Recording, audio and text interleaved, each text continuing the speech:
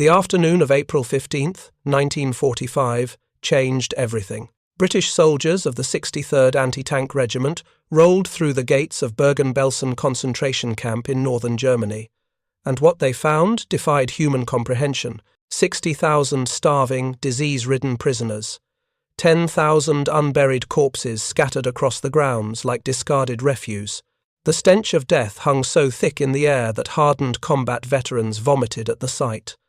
But among the skeletal figures, stumbling toward their liberators, were women in grey uniforms, clean, well-fed, and standing defiant. These were the female SS guards of Bergen-Belsen, the Aufseherinnen, women who had spent years inflicting unimaginable cruelty upon innocent people. And now, for the first time in their lives, they would face the consequences of their actions. Yet what followed wasn't the vengeance one might expect.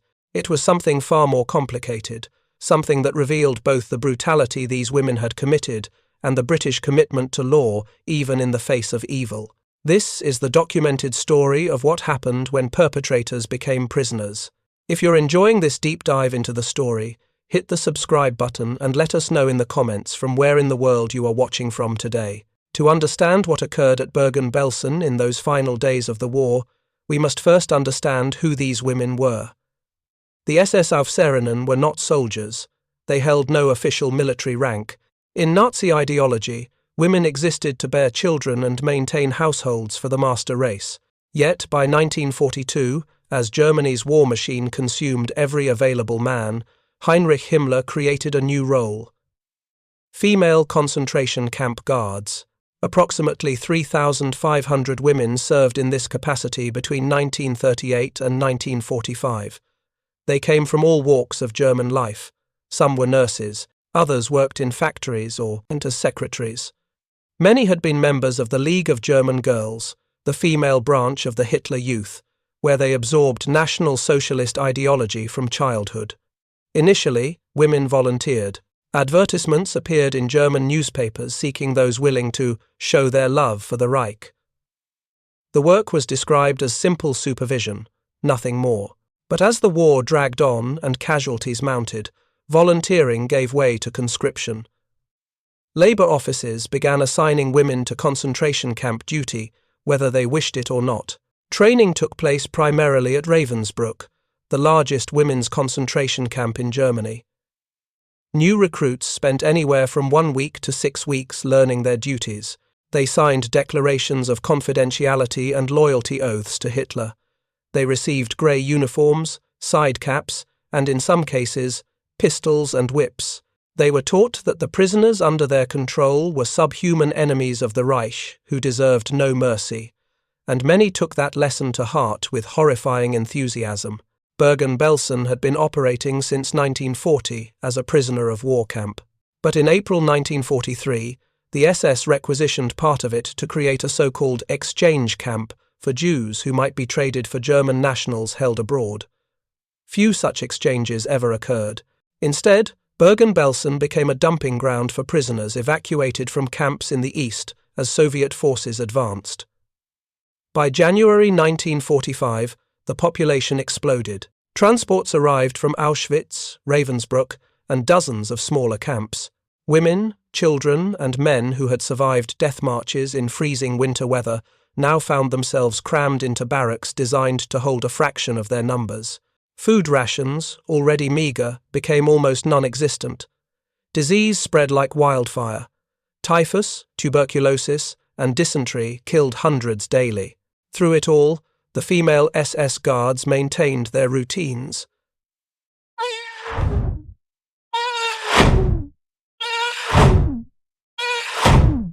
That lasted hours, forcing dying prisoners to stand in the cold. They withheld food and water as punishment for minor infractions. They beat prisoners with rubber truncheons and wooden clubs. They selected victims for execution or transfer to extermination camps. They did their jobs with what survivors would later describe as casual indifference to suffering. At least 45 women served as guards at Bergen-Belsen during its operation as a concentration camp. Among them were some of the most notorious perpetrators of the Holocaust. Elisabeth Volkenrath, the head female guard, known for her icy demeanour and willingness to order mass selections for death. Irma Grese, only 22 years old, who carried a braided whip and took visible pleasure in beating prisoners. Johanna Bormann, called the Woman with the Dogs because she set her German Shepherd on helpless inmates. Herta Ehlert, Hilda Lobauer, Irene Haschke, and dozens of others whose names survivors would never forget. These women were not coerced into cruelty. Evidence from post-war trials shows that many volunteered for their positions and remained in them for years. They received salaries. They enjoyed better food and housing than most German civilians. They had the power of life and death over thousands of human beings, and numerous accounts demonstrate they wielded that power with enthusiasm. By early April 1945, the situation at Bergen-Belsen had deteriorated beyond description. Commandant Josef Kramer, who had overseen mass murder at Auschwitz-Birkenau before his transfer to Belsen, watched his camp descend into chaos. Supplies had stopped arriving. Guards no longer bothered to bury the dead. Prisoners died at a rate of 500 per day. On April 11th, Heinrich Himmler made a fateful decision. With Allied forces closing in, he agreed to hand over Bergen-Belsen without a fight to prevent the spread of typhus. A truce was negotiated. A 48-square-kilometre neutral zone was established around the camp. Most of the SS personnel were allowed to leave, but Kramer and a small number of guards, including several women, remained behind to maintain order until the British arrived. On April 15th, Lieutenant John Randall of the British Special Air Service and his driver stumbled upon the camp during a reconnaissance mission. What they saw defied belief. They immediately radioed for help. Within hours, units from the 63rd Anti-Tank Regiment entered Bergen-Belsen and began the enormous task of relief and recovery. The British soldiers who first entered the camp were veterans of combat from D-Day onward. They had seen terrible things, but nothing prepared them for Belsen. Prisoners who were little more than walking skeletons, mountains of corpses, barracks filled with the dead and dying lying together because no one had the strength to separate them. Open latrines overflowing with human waste. The single water supply is contaminated and spreading disease. And there, among the horror, stood the female SS guards. When the British arrived, some guards attempted to flee. Others changed into civilian clothes, hoping to blend in with the prisoners. But Kramer had ordered his remaining staff to stay, and most obeyed. The female guards lined up, some arrogant, others visibly nervous, as British officers began taking them into custody. Survivors pointed out the worst offenders immediately. Irma Grese was identified by multiple prisoners who described her sadistic beatings and selections. Elisabeth Volkenrath was recognized despite her attempts to appear ordinary. One by one, the women were arrested and marched under guard to the Wehrmacht tank training barracks 3 kilometers from the camp. What happened next tested the British commitment to law and order in ways few could have imagined. The immediate response of many British soldiers was rage. They had liberated concentration camps before, but Bergen-Belsen's condition shocked even seasoned officers. Some guards wanted to execute the SS personnel on the spot. Prisoners begged for the chance to take revenge on their tormentors. But Brigadier H.L. Glyn Hughes, Deputy Director of Medical Services of the Second Army, made a crucial decision. The captured SS guards, male and female, would be treated as prisoners of war. They would be held according to the Geneva Convention. They would face trial for their crimes, not summary execution or mob justice. This was not mercy, it was the law. The female guards were imprisoned separately from the male SS personnel. They were photographed, their personal information recorded. British investigators began the painstaking work of documenting the crimes committed at Bergen-Belsen. Survivors were interviewed. Evidence was collected. The process would take months. In the meantime, the guards were put to work. British forces needed to bury the thousands of dead as quickly as possible to prevent further spread of disease. The task was overwhelming.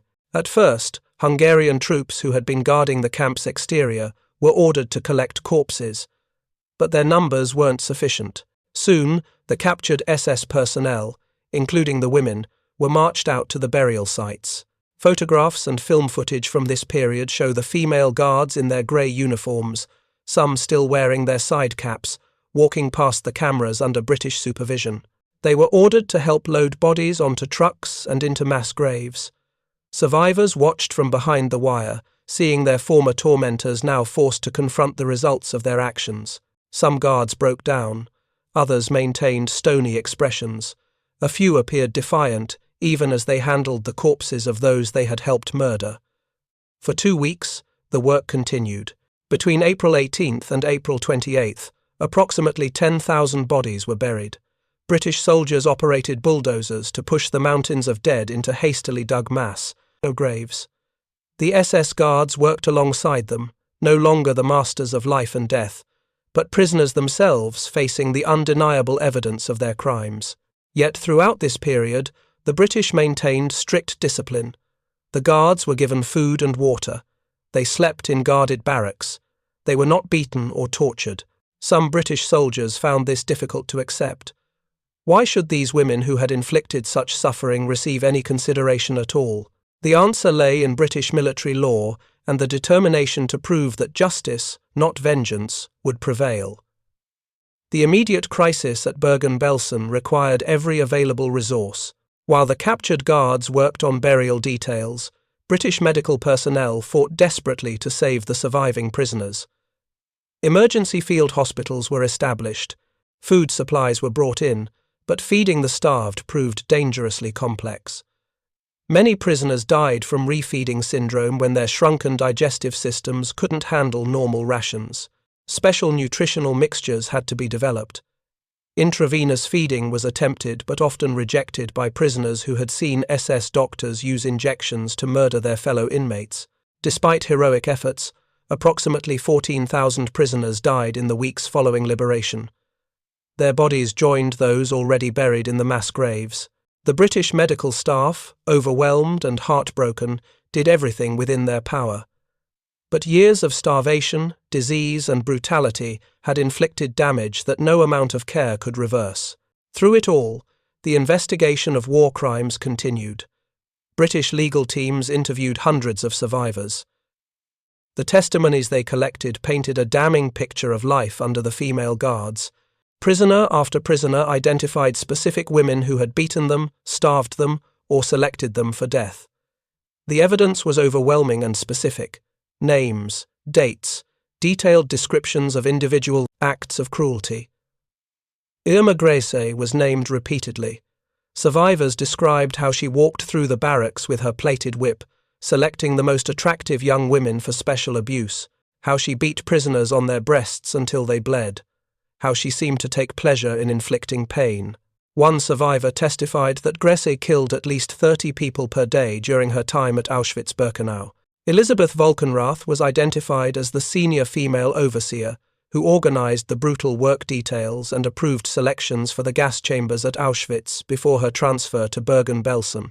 Survivors spoke of her cold efficiency, her refusal to show any compassion even when prisoners begged for mercy. Johanna Bormann earned her nickname, the woman with the dogs, by setting her German shepherd on prisoners who violated even minor camp rules. Witnesses described seeing her laugh as her dog tore into helpless victims. The list went on. Herta Ehlert, who beat prisoners with rubber truncheons. Hilda Lobauer, who participated in selections. Irene Haschke, who enforced the camp's brutal work quotas. Each name carried with it a catalogue of documented atrocities. But the British investigators also uncovered something unexpected. Several of the younger female guards claimed they had been conscripted into their positions and had tried to resist the brutality they witnessed. A few survivors confirmed that certain guards had, on rare occasions, shown small acts of kindness, slipping extra food to prisoners or warning them of impending selections. These accounts complicated the narrative but didn't change the fundamental facts. Whether conscripted or volunteer, these women had participated in a system of mass murder. They had choices, however limited, and the evidence showed that many made those choices in favor of cruelty. By September 1945, preparations for the trial were complete. From September 17th to November 17th, a British, Military tribunal convened in Lüneburg to try 45 individuals connected to Bergen-Belsen and Auschwitz. The defendants included former Commandant Josef Kramer, 16 other SS men, 16 female SS guards, and 12 former capos who had served as prisoner functionaries. The trial received massive international attention. More than 100 journalists from around the world descended on Lüneburg to cover the proceedings. This would be one of the first major war crimes trials, preceding even the main Nuremberg trials. The world would watch as the British attempted to bring Nazi perpetrators to justice. The female defendants sat together in the courtroom, their grey uniforms replaced by civilian clothes. Some appeared nervous, others maintained expressions of defiance or indifference. As the trial progressed and witness after witness testified to their crimes, any pretense of innocence crumbled. Survivor testimony proved devastating. Former prisoners took the stand and pointed directly at their tormentors, describing specific acts of brutality in excruciating detail. The defendants had few answers. Some claimed they were merely following orders. Others insisted they had no choice. A few maintained they had done nothing wrong. The evidence told a different story. After 2 months of witness interrogations and deliberations, the military tribunal reached its verdicts. 11 of the 45 defendants were sentenced to death. Among them were Commandant Josef Kramer, head female guard Elisabeth Volkenrath, and Irma Grese. 3 female guards would hang for their crimes. 14 defendants were acquitted when the evidence against them proved insufficient. The remaining 20 received prison sentences ranging from 1 year to 15 years. In the case of the female guards, sentences varied. Hertha Ehlert received 15 years. Hilda Lobauer and Irene Haschke each received 10 years. Others received lighter sentences or were acquitted entirely. The condemned were transferred to Hamelin prison to await execution. On the morning of December 13, 1945, British executioner Albert Pierrepoint carried out the death sentences. Elisabeth Volkenrath was hanged first at 9:34 in the morning. Irma Grese followed at 10:03. Her final word was reported to be "schnell," quick. Johanna Bormann was executed at 10:38. All 3 women were 22 to 26 years old. Their deaths marked a watershed moment. Never before had women been executed as war criminals in such a public manner. The executions sparked debate. Some argued that women deserved more leniency. Others pointed out that gender provided no excuse for participation in mass murder. The British position was clear. Those who committed crimes against humanity would face justice, regardless of sex. If you find this story engaging, please take a moment to subscribe and enable notifications.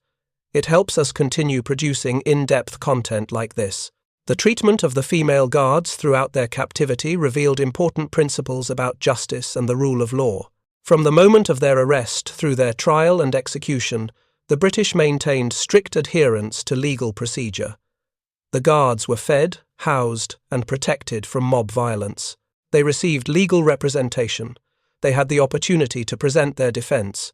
This stood in stark contrast to how these same women had treated their prisoners. At Bergen-Belsen and the other camps where they served, law meant nothing. Human rights were non-existent. Life and death depended entirely on the whim of guards who operated with absolute impunity. The British could have responded in kind. Many argued they should. Survivors begged for the chance to take revenge.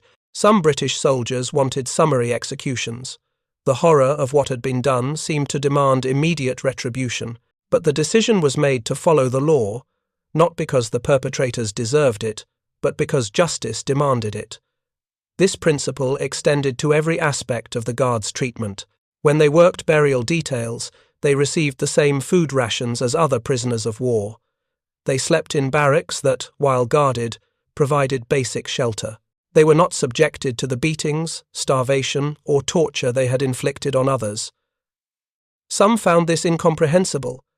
How could the British feed and house women who had participated in genocide? The answer lay in what differentiated democratic systems from totalitarian ones.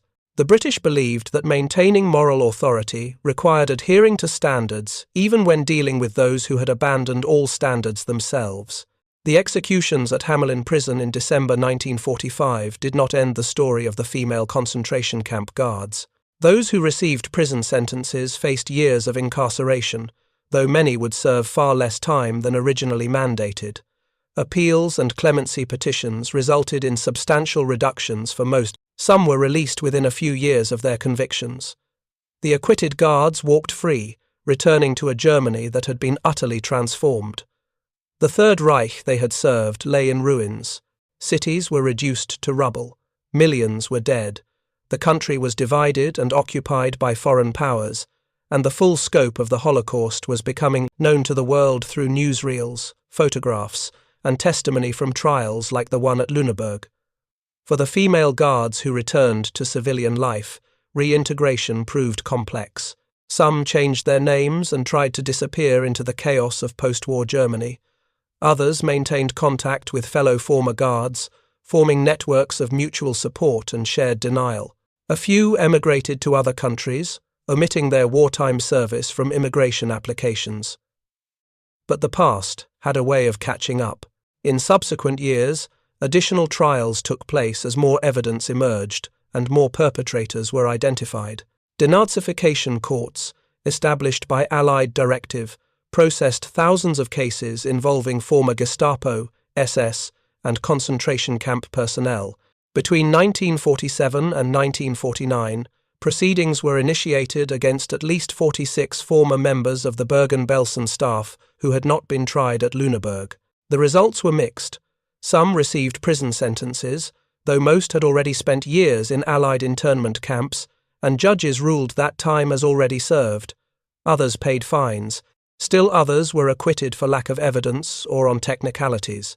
The denazification process, initially ambitious, gradually lost momentum as Cold War tensions shifted priorities and Germans grew weary of confronting their recent past. Of the approximately 480 people who worked at Bergen-Belsen as guards or staff, including around 45 women, very few ever faced serious legal consequences. The Lüneburg trial had prosecuted only 45 individuals. The subsequent proceedings added only a handful more. The vast majority returned to ordinary life without ever answering for their actions. This reality haunted survivors. Men and women who had endured unimaginable suffering watched as their tormentors lived free, comfortable lives in rebuilt German towns and cities. Some former guards received pensions from the West German government.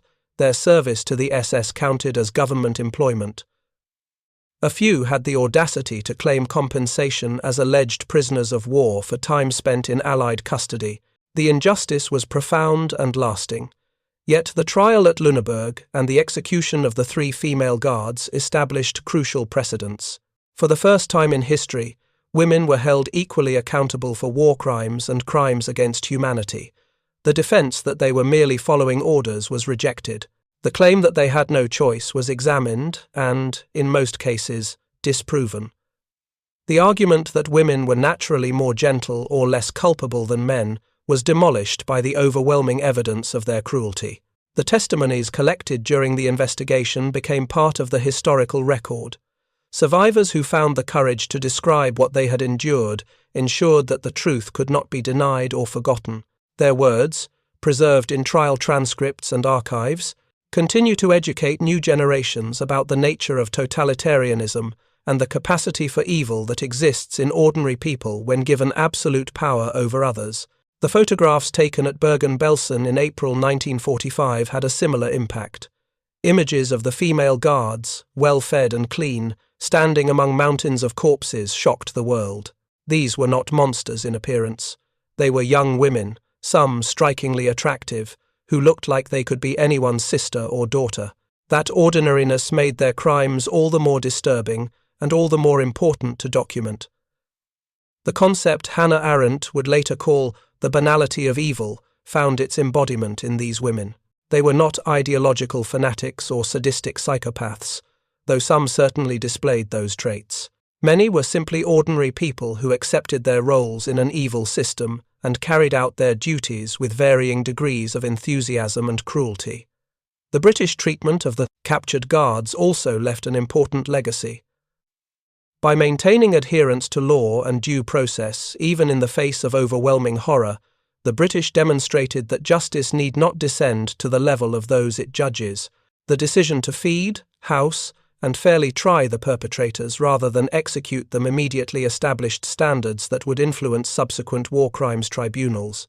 The Nuremberg trials, which began in November 1945, built upon the foundation laid at Lüneburg, the principles that individuals can be held accountable for crimes against humanity, that following orders is not an absolute defense, and that legal process must be maintained even for the worst offenders, all found expression in both sets of trials.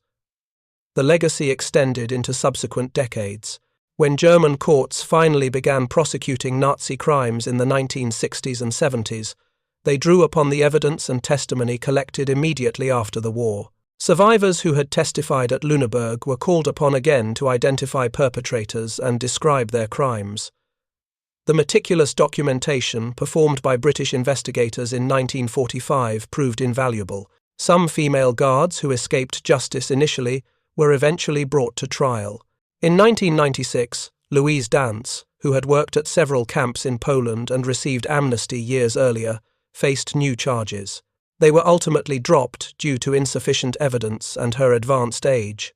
In 2006, Elfriede Rinkel was deported from the United States back to Germany after it was discovered she had concealed her work at Ravensbrück on her immigration application. She never faced trial, as German law by that time only prosecuted murder charges from World War II. These cases demonstrated both the persistence of efforts to achieve justice and the practical limitations imposed by time, aging perpetrators, and evolving legal standards. The survivors of Bergen-Belsen carried their experiences for the rest of their lives. Some became active in Holocaust education, traveling to schools and museums to share their testimonies. Others could not bear to speak of what they had endured and retreated into silence. Many struggled with what we now recognize as post-traumatic stress disorder, though such understanding was limited in the immediate post-war years. The memorial established at Bergen-Belsen after the war became a site of pilgrimage and remembrance. The mass graves, marked with simple stones, contain the remains of tens of thousands of victims. Survivors return there to honor the dead and ensure that new generations learn what happened. The site includes documentation of the crimes committed there and the liberation by British forces. Among the exhibitions are photographs of the female guards, preserved as evidence of who participated in the camp's operation. These images serve as a reminder that perpetrators of genocide come in all forms, and that responsibility cannot be excused by age, gender, or claims of powerlessness. The question of how ordinary people become perpetrators of extraordinary evil remains relevant. The female guards of Bergen-Belsen were products of a specific time and ideology, but the conditions that enabled their actions' dehumanization of the other, absolute authority without accountability, and social pressure to conform can emerge in any society under the right circumstances. Understanding their story requires holding two truths simultaneously. First, that these women made choices and must be held accountable for those choices. Second, that examining how they came to make such choices provides crucial lessons for preventing future atrocities. Many of the guards were young, some still teenagers when they began their service. They grew up in a society that taught them to value racial purity above human life, to see certain people as subhuman threats to the nation, and to believe that cruelty in service of the state was not only acceptable but necessary. This indoctrination does not excuse their actions, but it helps explain how ordinary individuals became instruments of genocide. The treatment they received from the British after capture stands as a stark contrast to the treatment they inflicted on their prisoners. Where they had shown arbitrary cruelty, the British showed measured justice. Where they had denied basic human rights, the British upheld them. Where they had operated without accountability, the British imposed law and due process. This was not kindness to the perpetrators. It was commitment to principles that transcend individual cases. The British fed the guards not because they deserved food, but because civilized societies do not starve prisoners. They provided legal representation not because the guards had earned it, but because justice requires a fair process. They documented the crimes meticulously not only to secure convictions, but to create an irrefutable historical record. The execution of Elisabeth Volkenrath, Irma Grese, and Johanna Bormann on that December morning in 1945 sent a clear message. Participation in genocide carries the ultimate penalty, but the manner of their execution by legal process after fair trial sent an equally important message. Even the worst criminals deserve justice, not vengeance. The female guards who survived their sentences returned to a Germany that was struggling to come to terms with its recent past. Some maintained their innocence until death. Others expressed varying degrees of remorse, though survivors often questioned whether such statements were genuine or simply attempts to rehabilitate their reputations. A few admitted their guilt and lived with that knowledge for the remainder of their lives. The impact of their actions rippled across generations. Survivors who rebuilt their lives carried psychological scars that never fully healed. Children born to survivors inherited trauma in ways science is only now beginning to understand. The Jewish communities of Europe were decimated, their culture and traditions interrupted in ways that can never be fully restored. And yet, from this horror came determination. Determination to remember, determination to document, determination to ensure that never again was more than empty words. The establishment of international human rights law, the Geneva Convention's expansion to cover civilians and non-combatants, the creation of permanent international criminal courts, all of these developments trace their origins in part to the revelations of Bergen-Belsen and other liberated camps. The female guards thought they would escape consequences for their actions. They believed the Nazi system would protect them, that Germany would win the war, that the prisoners they brutalized were less than human and therefore could be treated as such without moral or legal repercussions. They were wrong on every count. The British soldiers who liberated Bergen-Belsen faced an impossible task. They had to provide emergency medical care to tens of thousands of dying prisoners. They had to bury thousands of dead. They had to maintain order in a chaotic, disease-ridden environment. They had to document crimes so horrific that many struggled to believe they were real. And they had to do all of this while processing their own shock and grief at what they had witnessed. Through it all, they maintained their discipline and their commitment to law. They fed the guards they arrested. They protected them from lynch mobs.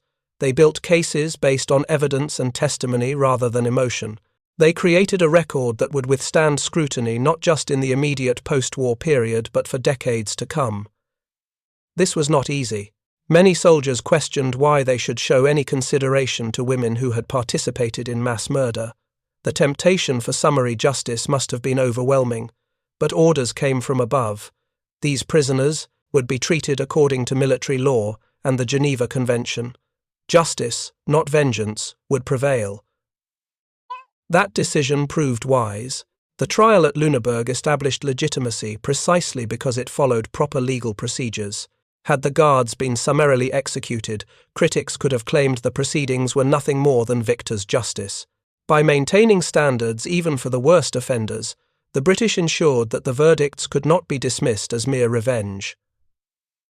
The photographs and film footage taken during the burial details served a dual purpose. They documented the crimes committed at Bergen-Belsen, providing irrefutable evidence for trial.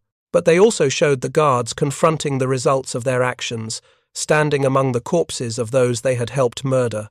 These images became part of the historical record, ensuring that future generations would know not just what was done, but who did it. For survivors watching their former tormentors work the burial details, the sight carried complex meaning. Some felt satisfaction seeing the guards finally forced to face reality.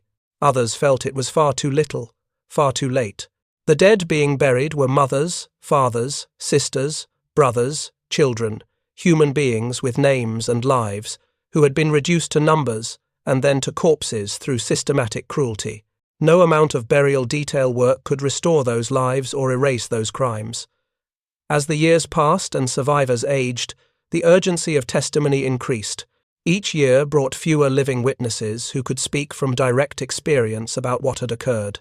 Organizations dedicated to Holocaust education raced to record as many testimonies as possible before the generation that lived through the events was gone. Among those testimonies were accounts of the female guards. Survivors described specific women and specific acts of cruelty with remarkable precision, even decades after liberation. The memories of trauma remain vivid. Names that survivors thought they would never speak again were spoken into recording devices for preservation. The guards who escaped justice in life would be judged by history. The memorial sites at Bergen-Belsen and other camps became classrooms without walls. Students from around the world visit to learn about the Holocaust and the dangers of unchecked hatred and totalitarianism. They see photographs of the female guards and ask the question that never fully goes away: how could ordinary people do such things? The answer is never simple, but it centers on a few key factors: ideology that dehumanizes certain groups, authority structures that diffuse individual responsibility, social pressure to conform, and the incremental nature of evil, how small compromises and minor cruelties pave the way for greater atrocities. The female guards of Bergen-Belsen remind us that genocide requires willing participants at every level. It requires people to operate the camps, to guard the prisoners, to enforce the rules, to participate in selections, to inflict punishments. It requires ordinary individuals to accept extraordinary evil as normal, necessary work. And it requires societies to look away. For more detailed historical breakdowns, check out the other videos on your screen now, and don't forget to subscribe.